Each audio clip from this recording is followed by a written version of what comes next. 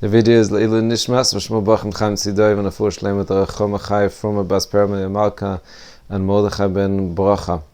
So I would like to actually get to the solar boilers, but there's much more chizuk right now that I would like to discuss, and I'm here with my son Yona.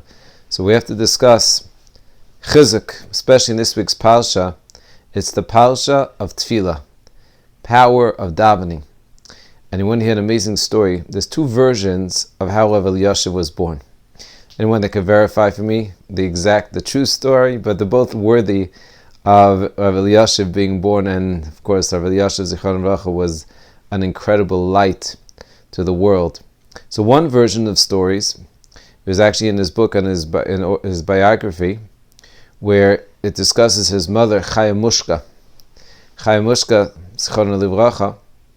So she was a daughter of the Leshem, who was also, of course, a great giant. And she was, those days, it's something to appreciate, especially here, I'm here with my son Yonah, to appreciate what it means to do laundry in the old days.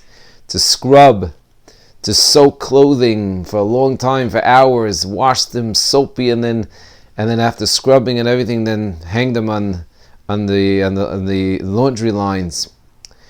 So the story goes that Chaya Mushka, after spending quite a lot of time washing the clothing, and she had hung the clothing on the clothing line, so her neighbor came, and she wasn't happy with the fact that the clothing was in the courtyard, and she got very angry.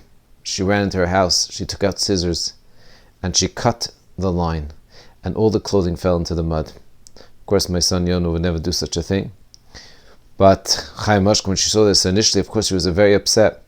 But she held her mouth, she held her tongue, she closed her lips, and she didn't say a word.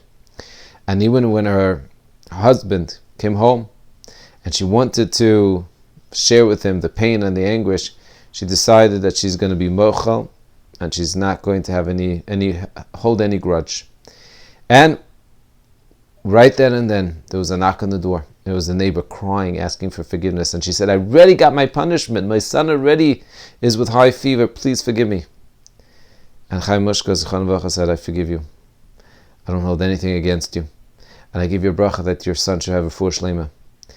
And a year later, Rav Elyashiv was born.